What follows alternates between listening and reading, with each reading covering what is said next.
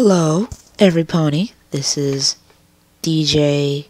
I'm so sorry, not DJ. Dashing Knight. I could have said DK if I wanted to, but anyhow, it's May 1st, and I wanted to say happy birthday to Prince of Penguins. We all know him on YouTube, all of us bronies. And, well, I'm reading one of his actual fanfics. I'm sure all of us remember from his Q&A thing that he did for the 300 subscribers thing, or 500, whichever one it was, that he said he had some, and me and him have been chatting for a little while and everything, and I offered to read it for him for his birthday because he likes my Vinyl and Octavia voices, and he said yes. He said he loved that. And so I'm gonna do it, everybody. I can't believe he actually let me do it, but I'm just totally stoked. And since I'm not, completely professional at fanfic reading yet, so I'm gonna break up these two chapters into two different videos. And with all that said, I'm gonna start reading now. Octascratch Pranks by Prince of Penguins, aka JWM Movie Man on DeviantArt. Chapter 1, Out of a Pantsing. The performance was going magnificently, absolutely swimmingly. Octavia Philharmonica closed her violet eyes euphorically as she ran her bow across the freshly tuned strings of her cherished cello. The audience was for all intents and purposes enraptured at the delicate sounds of Buck's cello, Suite Number 1, reverberating off the maroon velvet cushion-lined walls and high ceilings of Ponyville's small music hall. This could not have been a more different environment than the last time I stood on this stage, Octavia thought. It was true. The Grand Galvin Gala had been an unmitigated disaster for Octavia's whole ensemble.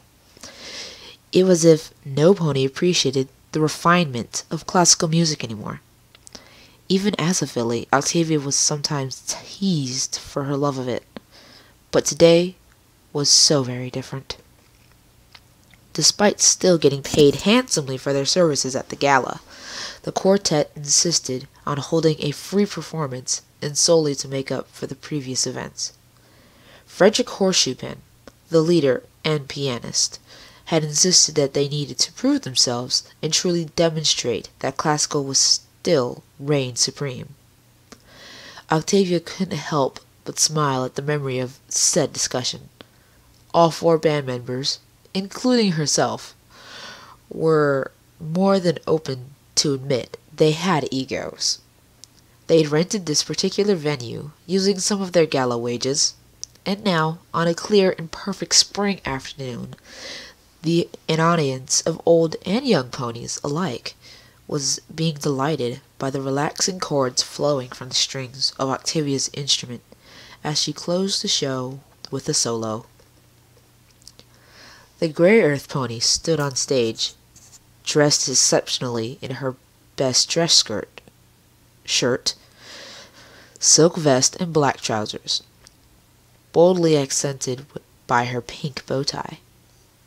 It was easy for Octavia to get lost in her own music, especially while playing alone. Oftentimes, it seemed the cello played itself, happy to entertain and let its owner's mind drift into a blissful state, where she could ponder freely. She was feeling more at peace than she had in a good long time, as if she could drift into slumber right there, playing a gentle lullaby to herself. Her music seemed to have that effect on the audience much of the time, it seemed. Truly, her playing was beyond compare. At the very least, if she did put herself to sleep, she'd get more standing on stage than likely she would at night in her apartment.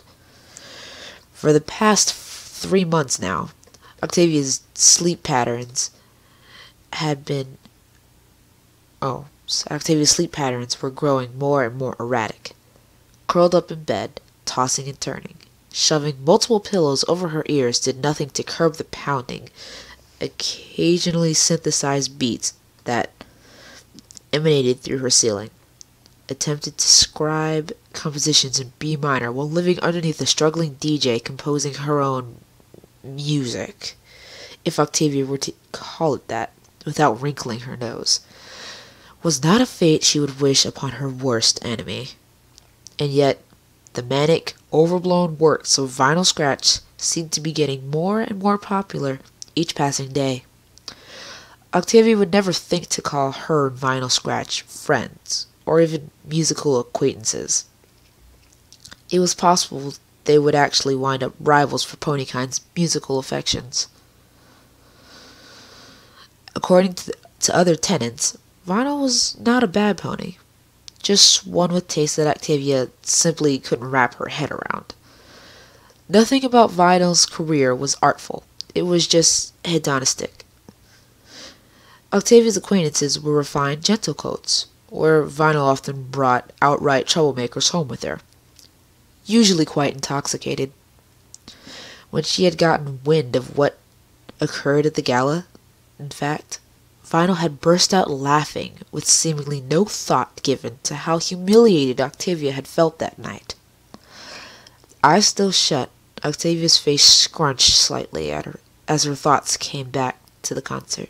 She was not going to let the thoughts of her neighbor's idiocy ruin this for her. If only it could have lasted. It all happened very fast. From the shadows, one of the stagehands called, "Miss Octavia! Look out!" A familiar, much closer voice exclaimed, "Yoink!" Octavia's playing halted, the bow screeching across the strings. Her eyes snapped open as she felt a sudden draft below her waist. The audience let out a shocked gasp in unison. Octavia was horrified to glance down, barely daring to move a muscle. The first thing she saw was the last pony she hoped to see at this event. Vinyl Scratch, fellow resident of Ponyville Apartments, crouching beside her forelegs outstretched, dressed in her usual punkish getup, complete with plastic jewelry and that ludicrous stud in her lip. The white unicorn's eyes were hidden by overlarge, purple-tinted glasses. But she was grinning broadly up at Octavia, as if satisfied with herself. Then Octavia took in all of what had happened, and her face went bright pink in embarrassment and horror. Her trousers were at her ankles. Her mind ever so briefly cycled through all the various schoolyard pranks she'd been victim to in her youth. Vinyl had pantsed her. It appeared that Vinyl had teleported into the concert hall, or perhaps even directly on stage, scooted up to Octavia, and given her trousers a sharp yank before any pony could fathom what was going on. For a moment, all seemed still. Octavia stood staring out at all the ponies watching her and Vinyl, who was still beside her with a two-hoofed grip on Octavia's pants. "You!" Octavia whispered, gripping her bow in one hoof and the body of the cello in the other. She couldn't believe what was happening. Her blush deepened to red as she realized the full scope of the situation, including the fact that her underwear was now on display for about 50 or 60 ponies. They were her lucky underwear, worn only for concerts, a pair of very nice white panties with a pattern of assorted musical notes. Octavia liked them a lot, and now they, along with her treble-clef cutie mark, had been exposed against her will in front of a captive audience. Now, said audience was laughing, and Octavia didn't know where to turn. She was a statue, her dignity slipping away by the second. She bit her lip and shivered as though the stage were made of ice. Vinyl grinned broader. "Gotcha, Octy," she chuckled. Gotcha good.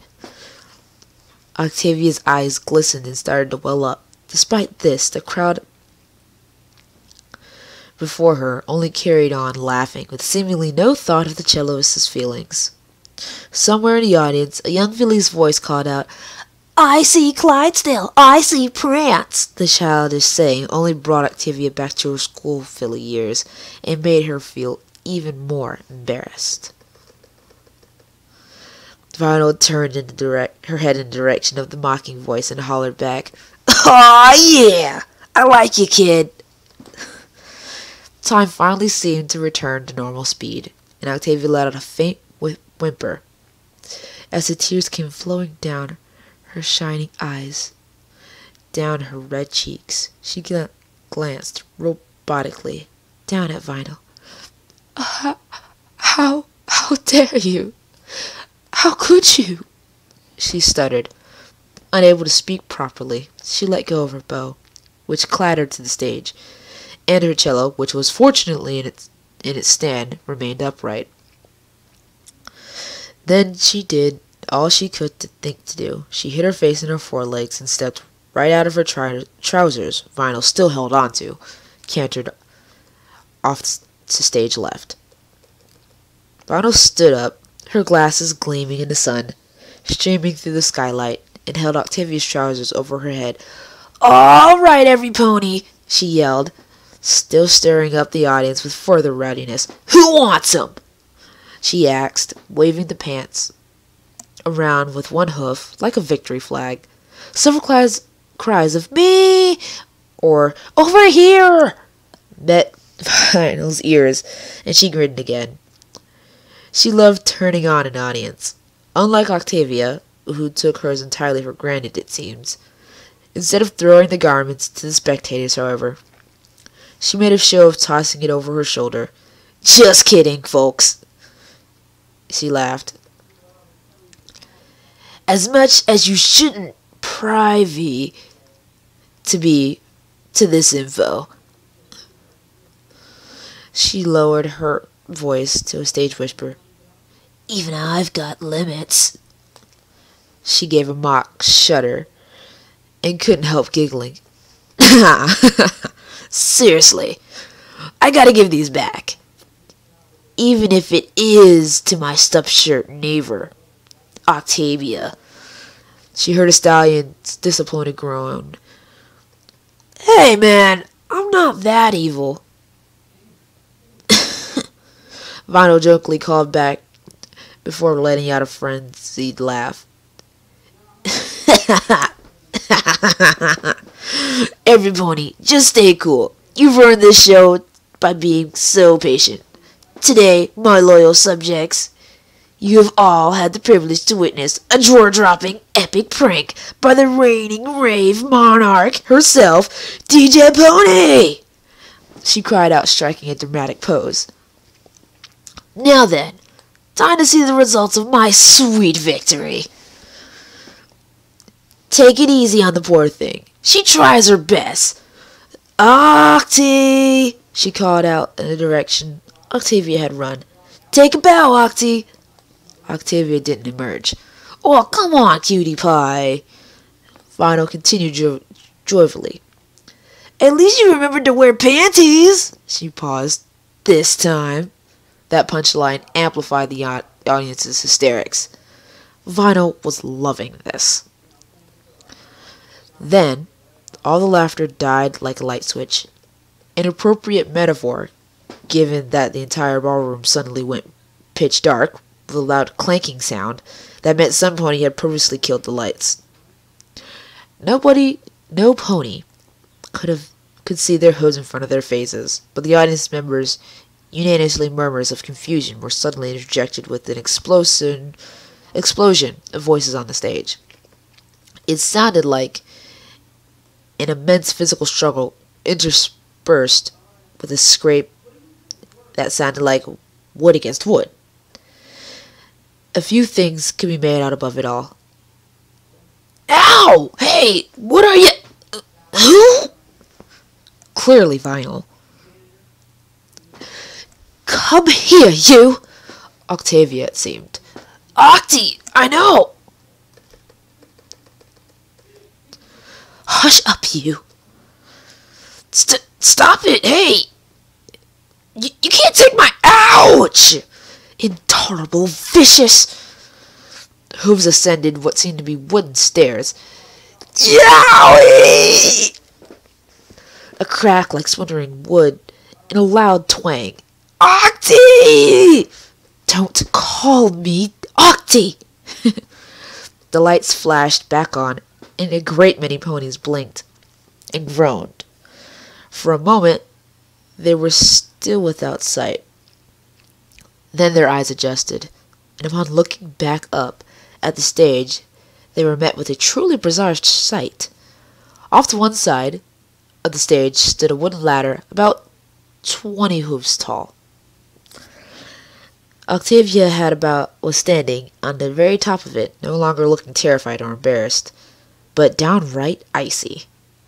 She was still wearing only her underpants below the waist, but a closer look showed her to be donning a new pair of pants, specifically a pair of baggy white jeans adorned with several superfluous zippers and pockets. These were unlike any pants some pony of Octavia's taste would likely own, and it took a moment for the crowd to realize the full scope of what was going on. Directly opposite Octavia, Vino appeared to be hanging in midair, all four legs dangling limply. She was no longer wearing her glasses. Close inspection showed them discarded on the stage, revealing her deep crimson eyes. It quickly became apparent, however, what else she didn't have on anymore.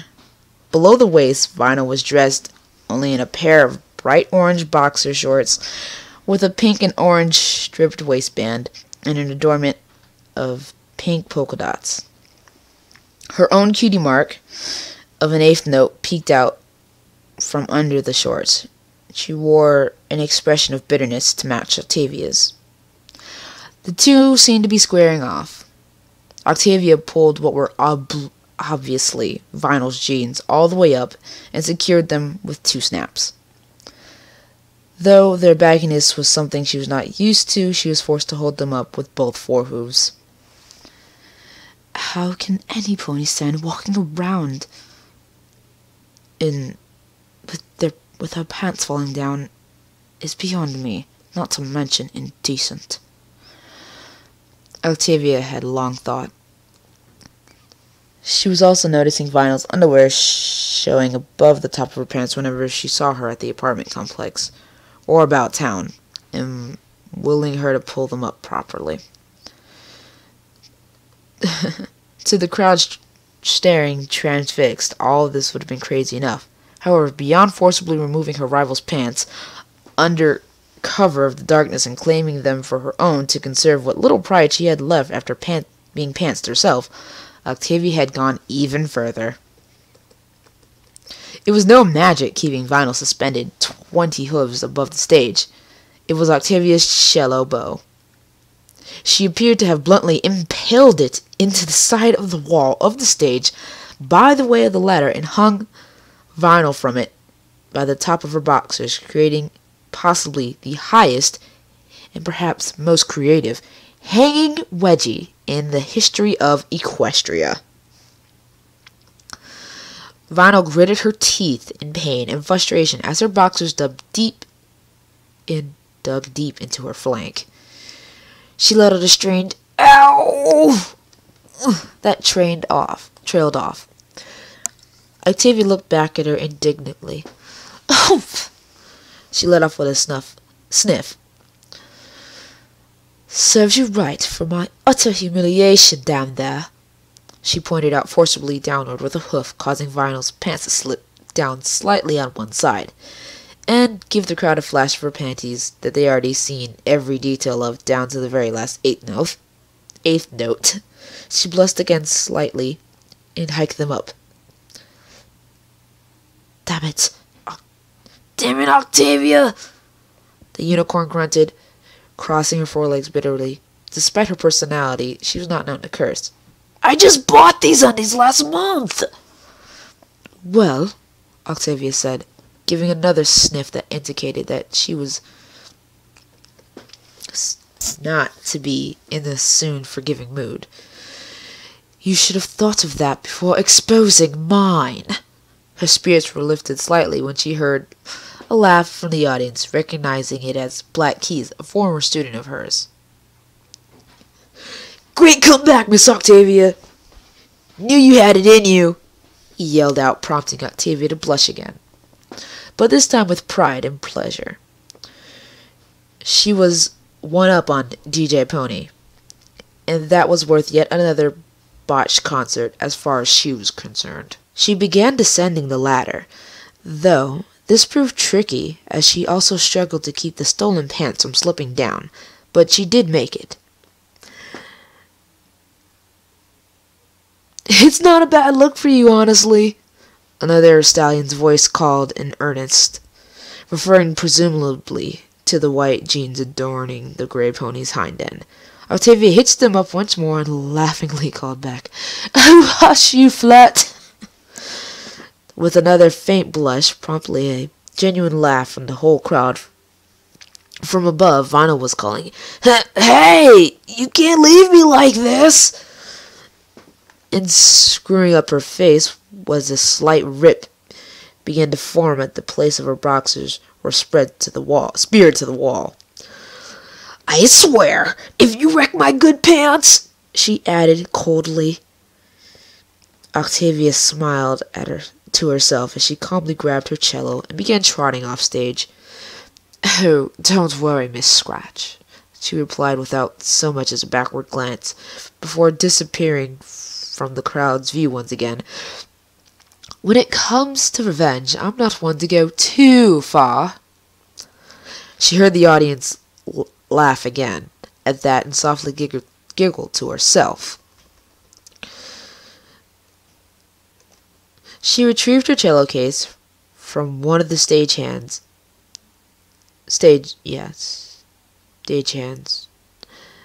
and ignoring his bemused expression, replaced her instrument inside and made her way toward the side exit. There was no sign of her bandmates, presumably getting a pampering in their dressing rooms after doing their part in the concert. Despite her relatively lifted spirits, Octavia was quite happy they weren't around to see her now, or indeed any of what she had just been through. Carrying the case in one hoof and hitching up the loose jeans once again with the other, she stepped through the side door and out into the streets of Ponyville. The town was one Octavia had grown attached to, far less classy than Canterlot by her standards, and yet quite a bit more welcoming, not in the least thanks to a pink pony who had caused Octavia's ensemble so much bother at the gala. In fact, she hadn't any problem with the locals, who always seemed to look past her reasonably high social standing. As she was walking homebound down the road, however, she felt herself receiving a few funny looks from some of the ponies passing by. It was undoubtedly what she was wearing, she thought, and went slightly pink again, remembering that a good many had just seen her fall apart on stage after getting her pants pulled down. She felt utterly ridiculous having to walk all the way home looking like this. Classy on top, punk on the bottom. Well, when I eventually confront Vinyl again, she thought, we'll see who owes who a new pair of gah! Octavia let out a sound somewhere between surprise and alarm as she felt a sharp tug around her waist and a familiar tomboy's laugh from behind her. "Sup, Octy? Miss me?" She couldn't believe it. Vinyl was right behind her and tugging with both forehooves on the back of the cellist's lucky panties, which had remained relatively exposed despite Octavia's best efforts to hold up her new pants. Octavia instinctively went bright red at the thought of inadvertently mooning however many passerby, but this was hardly the worst yet. As ponies' heads turned to observe the commotion with shocked or bewildered expressions. Vinyl gave another tug that all but tripped Octavia up. Octavia threw her forelegs out in front of her for balance, realizing too late what a big mistake that was. Fully letting go of the white jeans instantly caused them to pull at her ankles, permitting every pony in the vicinity a complete view of Octavia's underwear for the second time that day. Octavia's cheeks burned, and she thought instantly she'd never work in this town again. She managed a scared glance back at her assailant and briefly took in a few things. Vinyl's shades were back on, but she was still wearing only boxers below the waist. However, they were no longer the orange and pink ones, but a green pair with yellow smiley faces.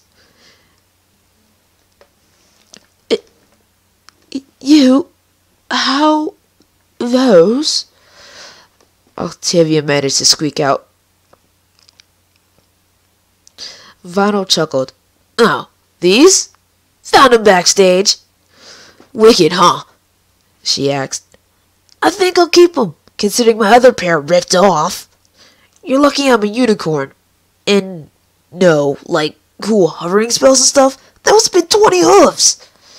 She continued, now pulling Octavia's panty waistband back. Octavia cringed, feeling the stares from all around. I needed new shorts. What can I say? Octavia said Vinyl said casually. I mean, I'm pretty loopy, but not enough to, gallop around in the nude. Octavia went even redder at Vinyl's choice of words, but she was suddenly shaken back to where she was in the situation she'd never dreamed she would face in all her days. As Vinyl gave the note print underwear another hard tug, Octavia heard the unmistakable sound of the unicorn magic powering up and the crinkling of a heavy plastic bag. She glanced up just in time to see the dark blue bag simply labeled ICE in bold white letters floating above her head, containing a pale blue shimmering aura. Octavia didn't need to see Vinyl's face to know her horn was glowing the same way. But please, don't! She cried out. Vinyl, please! She furtively tried to escape Vinyl's grip one more time, but it was no good. And now, the bag was turning upside down in midair, and its frigid contents were emptying themselves into the back of Octavia's panties. And she let out a shriek as the first bits of frostiness made contact with her backside, followed by a good 5 pounds of chipped ice, which poured themselves into her underwear. Rana was grinning from ear to ear as she watched the ice rapidly build up into a pile right on top of Octavia's plot. The heaviness of the ice was clearly becoming a factor for the now shivering Octavia, too. Her eyes widened as she suddenly felt the newfound weight of her panties starting to pull them down. She grabbed the front of them and held on tight, teeth chattering out of a mix of freezing and mortification, just waiting for this to end. When the bag was almost empty, Vinyl telepathically brought it higher and let a few pieces of ice chips plunk Octavia lightly on the head.